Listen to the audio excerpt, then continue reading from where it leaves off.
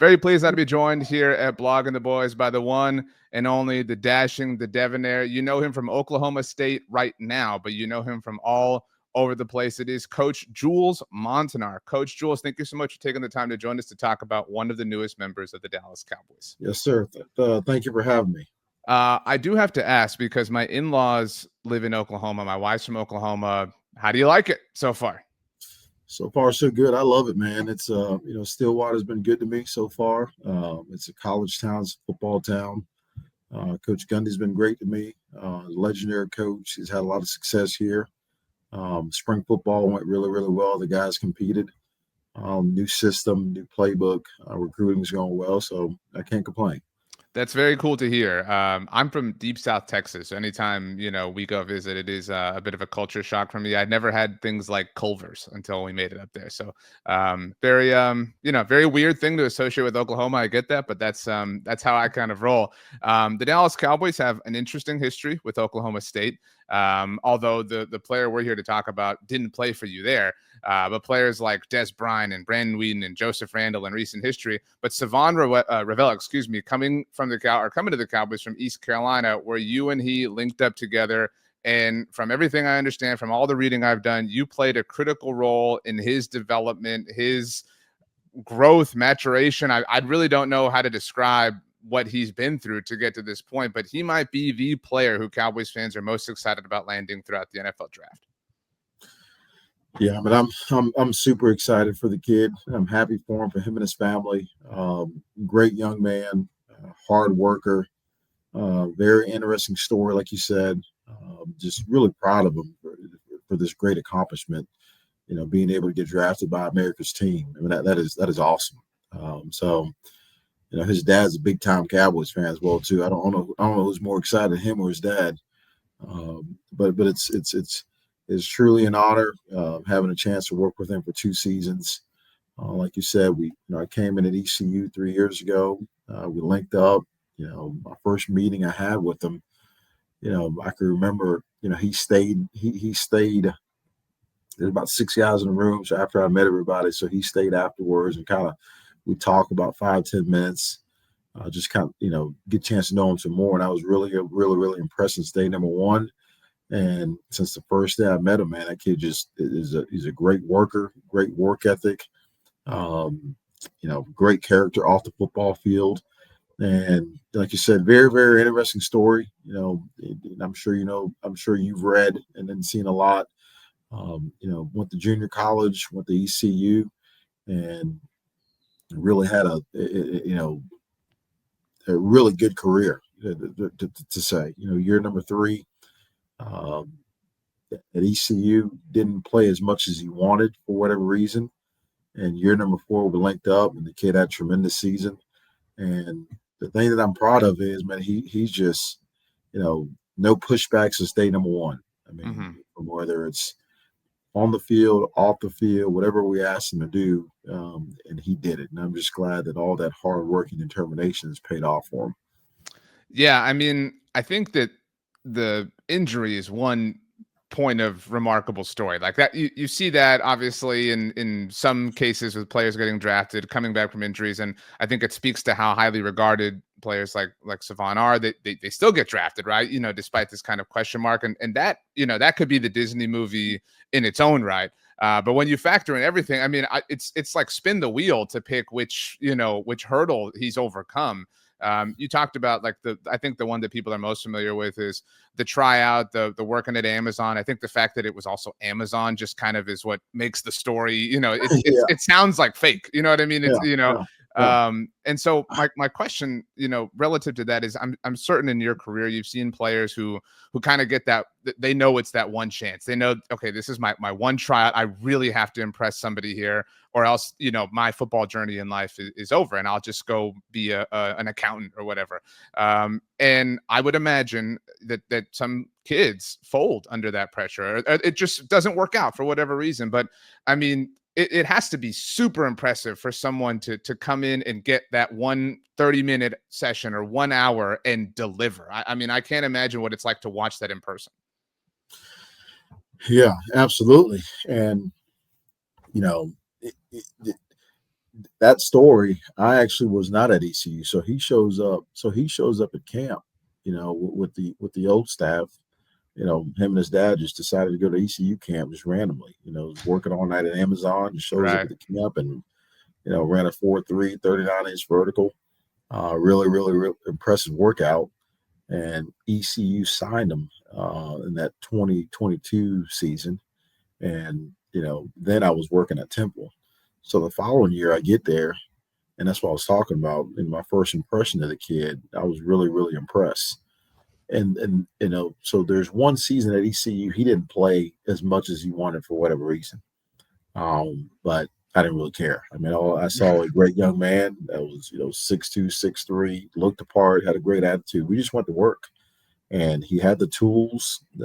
He had the mindset. He had the attitude, and he's a quick learner. We just went to work, man, and it's unbelievable. And had a really, really solid season in 23. 24, we came back, and the goal was like, look, bro, you're getting all this attention, which is great. And I thought he did a really good job of handling, being in the limelight. I mean, you name it, agents, a lot of distractions, put it that way. And he did a really good job of handling that, and continue staying focused on the process. Agents, other football teams trying to get him in the transfer portal, and he never flinched, he never wavered. And the goal was going into the 24 season was, look, man, let's master our technique and the fundamentals. The year prior, made a bunch of plays on the ball, a bunch of pass breakups. So going into it, I said, listen, man, you had about 15 PBUs, so now let's try it. Let's go pick these things. Let's go work on finishing and intercepting these bad boys. Let's clean up the line of scrimmage at level one. And I thought he got better at that. Going into fall camp, we worked at it, and going into 24 season, we started off really, really strong. The injury was a little bit of a setback. Right. But I want to tell you now, I mean, I think he did a tremendous job of handling the injury. I mean, he it took him about a week or so, and wiped the tears and went back to work. It was getting ready for rehab, getting ready for surgery. And meanwhile, was just studying NFL wide receivers, studying NFL schemes, just getting ready for the draft, and just educating himself to be a better football player. So I thought he handled all that well, extremely mature, and great attitude. I can't say enough positive things about the kid, and I'm just really excited about what the future lies. And this is just the beginning. You know what I'm saying? Now we got to hit the reset button. This is just the beginning for him, in my opinion. No, that's really exciting that, upon being injured, that he said, okay, I can't do anything about, what's in front of me now. So my next goal is the NFL, and this is the information I need to know, and I need to study, and I need to prepare for. And so that is, I mean, the reason I love having conversations like this is nobody knows him like you do. And we would have never known something like that. And so that, I think, excites a lot of Dallas Cowboys fans. I think it's super impressive whenever any young person is able to manage even life in college, right? Like just kind of, being self-disciplined enough to go to class and play football and things like that. But to your point, dealing with agents and dealing with being coveted and dealing with being, wanted in the talk of the town. And I know, your career has obviously, been what it has been. And so we're all still, I think, new at understanding even the transfer portal and NIL. And it must be hard for some kids. It's certainly, I think there's lots of stories that prove this, hard for them to handle attention. And playing for the Cowboys comes with a different level of attention that not everybody can handle. People fold, or people, they bite off more than they can chew. But to your point, it sounds like you've used the word reset several times. It seems like he is very good at resetting for whatever the task at hand might be. Right now, it just so happens to be getting ready to play for the Dallas Cowboys. Mm-hmm. No doubt, and I don't think it couldn't have worked out any better for him. I mean, America's team. Are you kidding me? That's a and Shavon. The thing about him, he's a simple kid now. The fact that when he got his surgery in Dallas, he got his rehab in Dallas, so he probably felt very comfortable. The fact that he got drafted in Dallas, right? He's comfort is a big deal for him. So I'm glad that worked out for him. And the coaches are going to love him. Coach Schottenheimer and his staff, they're going to love the kid. He's going to work his tail off. He's going to rehab to get back 100%. He's going to be a great teammate. You know what I'm saying? He's going to be, he's going to add a lot of value, if you will. I don't know what kind of scheme you guys run defensively, but I think that defense coordinator is going to be very, very, very pleased with him because he could help in multiple ways and also help out in special teams as well too. So. I mean, that's what you want. I'm curious. I don't know how much you play video games these days, Coach Jules. I mean, I know you're busy. You're on the recruiting trail. You're moving here. You're moving there. You're getting set up in Stillwater. But have you ever played a video game where you kind of have to lose focus? Like if you focus, it'll fall away. You know what I'm saying? Like you kind of have to live in the blur for you to succeed at whatever it is. And that's an analogy I use a lot for when you're hot, like when a pitcher's throwing a no-hitter. You can't think about it too much. You just have to kind of let go in that way. And it seems like the Michigan game in 23, I'm sure you've been asked about that a million times. That seems like one of those games. Like, is that the kind of thing where you're like, I don't even want to touch this dude right now. I just want to let this be. I know that was early, obviously, in your time working together, but what is something like that when that has become the game that people reference for him, and obviously because of the injury last year, but what was your experience like that day? Yeah, the Michigan game was our first game together. It was my first game with Savon. What an introduction! Yeah, no doubt. And to your point, I think a lot of people probably feel that way because A, he performed well in that game, and two, you're playing Power 4 competition, so you're playing against some legit dudes, and he was able, and he held up the way that he did. But to be honest with you, when I got there in January, and we went through spring football, some of the plays he made, during that 15 practice period, I was like, man, this kid's about to have a breakout season. And I told him that. I told him and his family that. I said, here's the deal. You are getting ready to ball out this year. Fall camp, balled out. And when the season came, I was not surprised. That's awesome. Now, from a record standpoint, from a team standpoint, we didn't do as well as we wanted, so we didn't get the team recognition. But each game now, I mean, he was getting better and better and better and better, making plays. Next thing you know, over a 12-game season, guys got 61 tackles, 15 pass breakups, interception, 2 block kicks, so the numbers, sack. I mean, so the numbers speak for themselves. But the Michigan game, he was just playing. Right? Like you said, man, he was just playing. He's big enough, fast enough to hold up against those guys. He had a tackle for loss and one of those running backs that was highly rated. Had a chance to make a play on the ball, had an interception. If he goes up two-hand, it's a pick. So the moment wasn't too big for him, put it that way. The moment was not too big for him, and it's been like that since day number one. It's interesting. This is why the draft is so fun and why people like you are so wonderful, because, hearing that backstory, like you're saying, that was just like a normal day for you at that point, just because of all the work you'd put in together from January of 23. I mean, at that point, you're talking, 8 months worth of relationships and work and experience and things like that. But it seems like he is someone who we all need a little bit of luck in life. And you look at that Michigan team, to your point, it's Power 4 football, these big time dudes, they go on to win the national championship. And so it becomes a different feather in your cap. You know what I mean? Like when you talk about that game now, it feels bigger than if Michigan had lost that game to Washington. You know what I mean? Just because it's a bigger deal. And he's worked, obviously, for those, you have to take advantage of when luck presents itself. But it seems like he's the type of person that does that, and then fate ultimately smiles upon him after the fact. There's no doubt about it. There's a lot of sweat and tears that's put into his story. A lot of setbacks, a lot of adversity, and you probably have a lot more experience than I do. And that's what the cool thing is about the draft. Mm-hmm. What I'm saying? You get a chance to research these guys and give them an opportunity.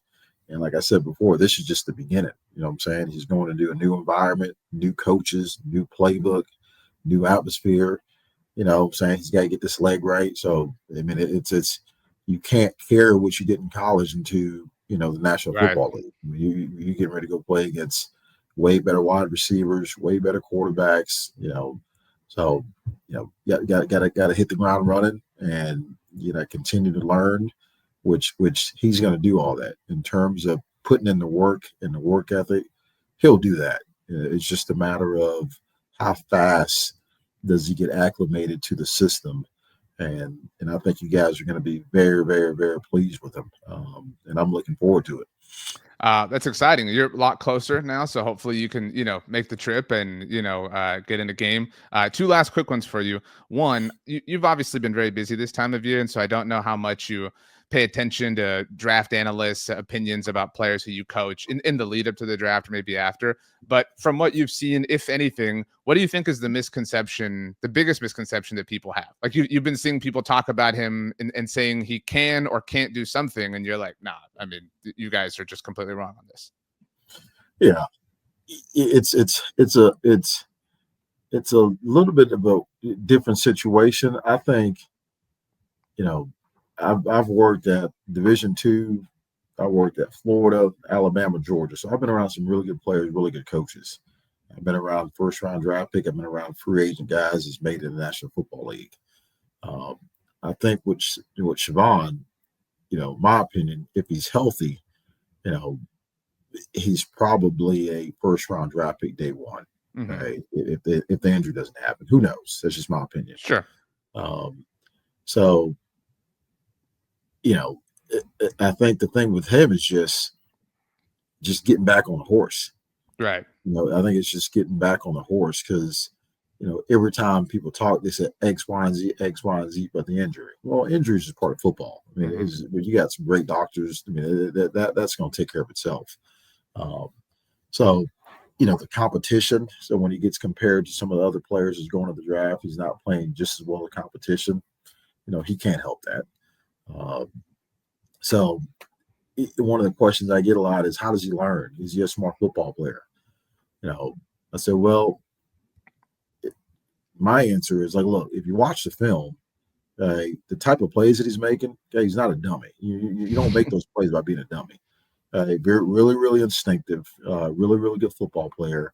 He makes on the field football decision. He may not be the guy that's going to go up there and elaborate like a coach, but hey, he knows what he's doing now.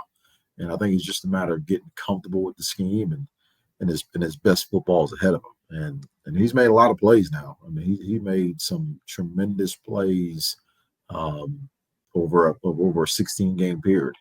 And I'm excited. That's exciting. I mean, certainly. And I mean, I that sounds obvious, right? Like, oh, he just needs time to learn and grow, but that isn't the case for everyone who makes it to the NFL. I mean, it's a much easier said than done sort of thing. My last one is his story is well documented, as we've discussed, but what is something funny or something interesting, something he said in a meeting or in the hallway one day, or maybe he is super into anime or something that you're just like, man, this dude, like something that brought a smile to your face, in one interaction or a memory or something like that. Yeah, that's let's see. Yeah, so I've known him for about a year and a half, and one day our head coach walks in. He's like, "Hey, I just had a press conference, and they had to correct me, saying Shavon's name. So I've been calling him, Shavon the last, I still call him Shavon." Okay, so I was feeling insecure when you did, because I did it first and then was corrected that it's Savon. So Savon. I don't know if this is where you're going. Okay. Yeah. So then when he, if you hear him when he does his press conference, that he says my name is Shavon Revel. But when all his teammates and we call him Shavon, hey Shavon, I mean he doesn't correct us. He responded. He was totally cool. So he went from Shavon to all of a sudden Savon. I'm like, hey man, we'll just keep rolling with it. That's cool. Yeah, we give him a hard time. I mean, we give him a hard time. He's a great kid. But some of the guys in the room, we give him a hard time. He's got a little neck tattoo. I don't know what it says. I said, man, you got to be a badass dude to get a neck tattoo when you're 14 years old. He's like, man, I ain't 14. I don't have any tattoos personally, but I've always thought that would be so painful. Just to get like that would be, you got to be really tough. To Yeah, your you're point. a bad dude, bro. Yeah. That's a great one. I lied, Coach. My actual last one, do my research on you. I don't know what your title was. I think it was an intern with the 2007 and 2008 Bengals. Yes, And sir.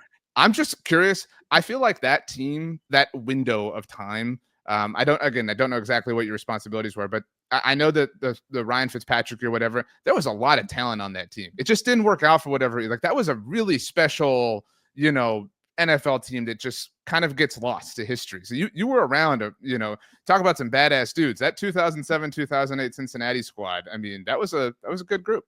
Yeah, a good group. Yeah, they was it Ocho Cinco? It was Husman Ocho, Zada, Hushmanzada. Like, I mean, yeah, that was a peak time for that group. Carson Palmer. Yeah, they had some dudes. Yeah, Wow.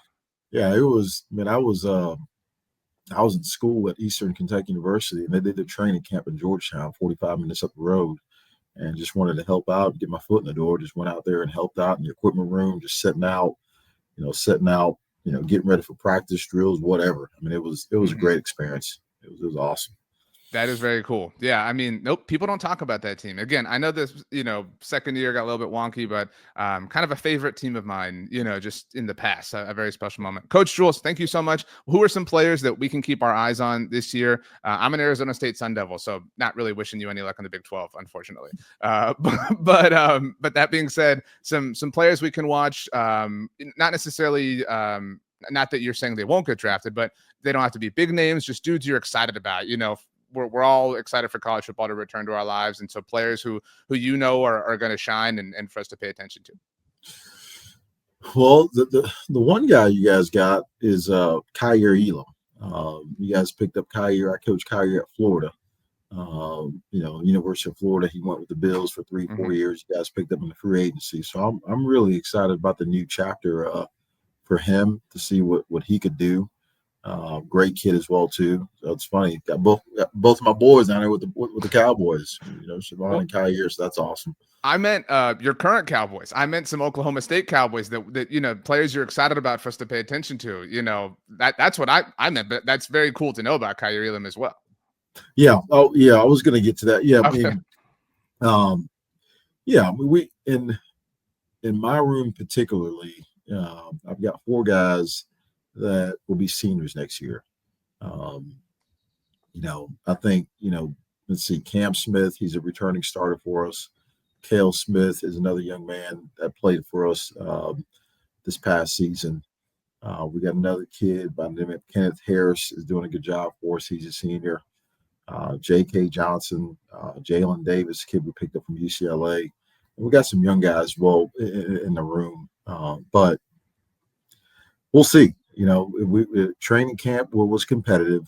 Fall camp we got to come with it, and then starting game 1 versus UT Martin, we got to get ready to rock and roll. And I think